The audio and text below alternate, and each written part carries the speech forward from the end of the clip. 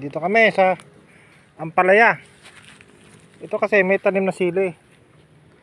Ngayon, dahil pa mura ng sili, nilagyan namin ang ampalaya. Yan.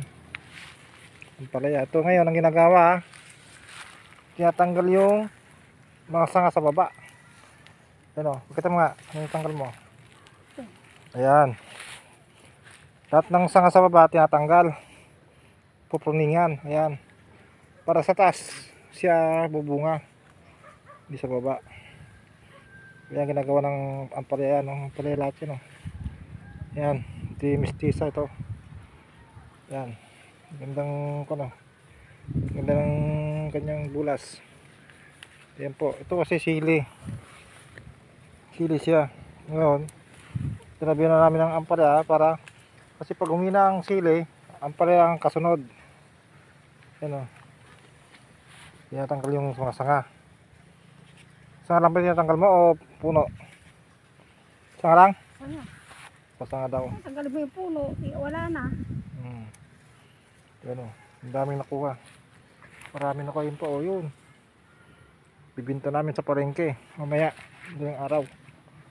Ito. Oh. Oh. Ito. May bunga na yun. May bunga din pa siya makukuha. Haba. Kasi hindi pwede hindi nagtanggal ng kwanto. Ang sili no, may bunga. Pag lumipas ang sili, pag mura, ito naman ang kasunod na yun, babalag pa lang, binabalag pa lang. Pataas pa lang siya. Ayun, ang dami na po. Ayun. Isang kon na isang kon na siya.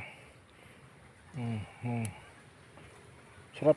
May bunga may bunga siyang kasama. Doon talaga kasama sa kanya.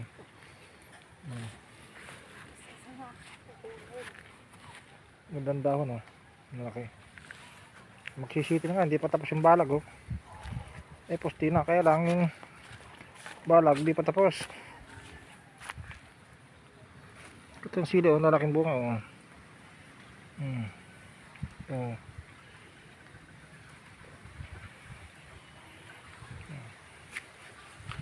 kasi ito talagang parami na ampalaya to, hindi pa nahalagyan ng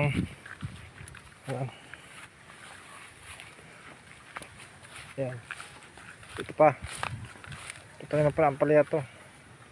Yan sili din yan, ampalaya din yan.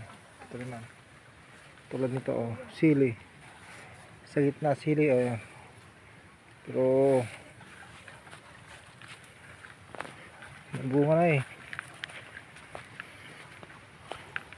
may bunga na siya ito kaya dito may malaking bunga na siya dito yata yun. Ito na yun, bunga mayroon na ako matatanggal pala pag pinaruningan. Yung bunga na ang daming bunga. Yung bunga na ganda ng ito yung kanyang balag yan. Ang sili dami din bunga kaya double purpose.